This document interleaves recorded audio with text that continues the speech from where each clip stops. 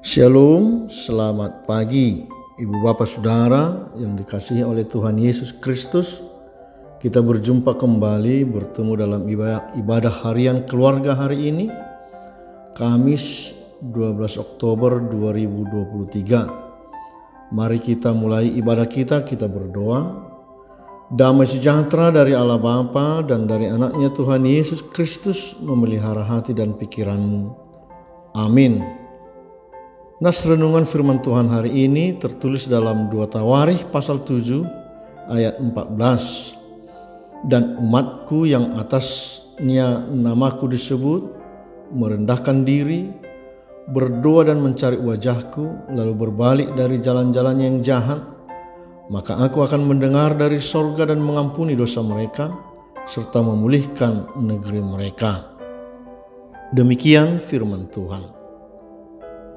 Ibu Bapak Saudara yang terkasih dalam Yesus Kristus, saya ingin memulai renungan kita dengan sebuah statement yang mengatakan bahwa manusia tidak dapat mengandalkan dirinya sendiri, mengandalkan kekuatannya sendiri, karena manusia itu terbatas adanya. Statement ini sengaja saya sampaikan untuk memahami nas firman Tuhan hari ini, bahwa sesungguhnya Tuhan itu sang pencipta manusia dan dunia ini. Dia tahu bagaimana manusia itu, dan sejatinya yang Tuhan inginkan adalah ketaatan dan kesungguhan untuk memuji Dia sebagai sang sumber hidup kita. Tapi di sini yang menjadi problem kita, manusia sering lupa dan alpa akan keberadaan Tuhan dan ingin selalu meninggikan dirinya seakan-akan dapat melebihi kuasa Tuhan, atau setidaknya merasa tidak memerlukan Tuhan. Dan itulah yang menjadi tragedi kemanusiaan yang kita hadapi.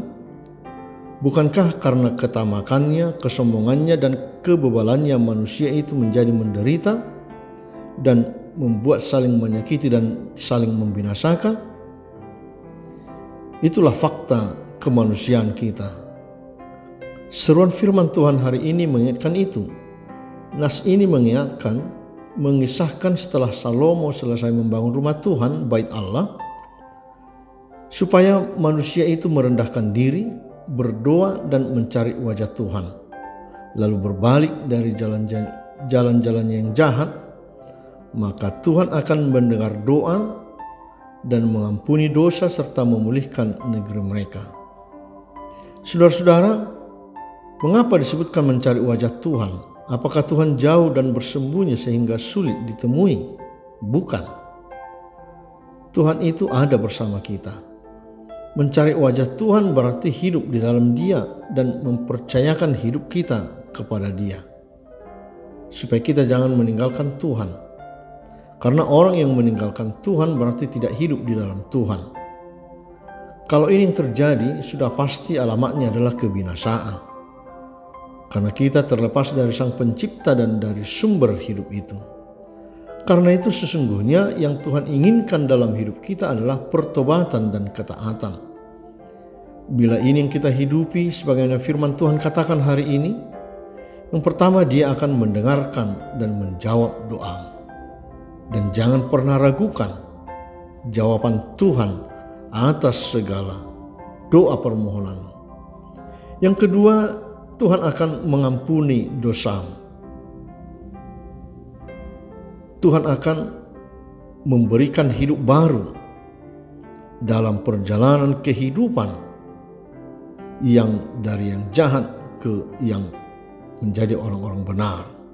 Dan yang ketiga, Tuhan akan memulihkan negeri kita.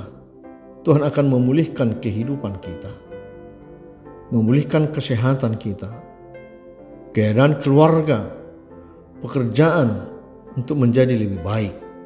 Dan setiap kekhawatiran kita akan dijawab dengan sebuah kepastian.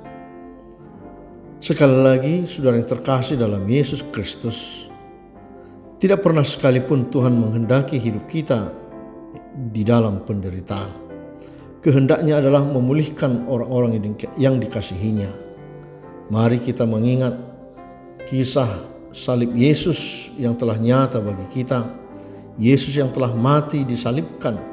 Dia diremukkan oleh karena kejahatan kita dan oleh bilur-bilurnya kita menjadi sembuh. Ini adalah proses bagi kita untuk mendapatkan keselamatan. Dan sekali lagi, berilah dirimu diselamatkan oleh Tuhan Allah di dalam Yesus Kristus. Amin. Anugerah Tuhan kita Yesus Kristus, kasih setia Allah Bapa, dan persekutuan dengan Roh Kudus menyertaimu sekalian. Amin.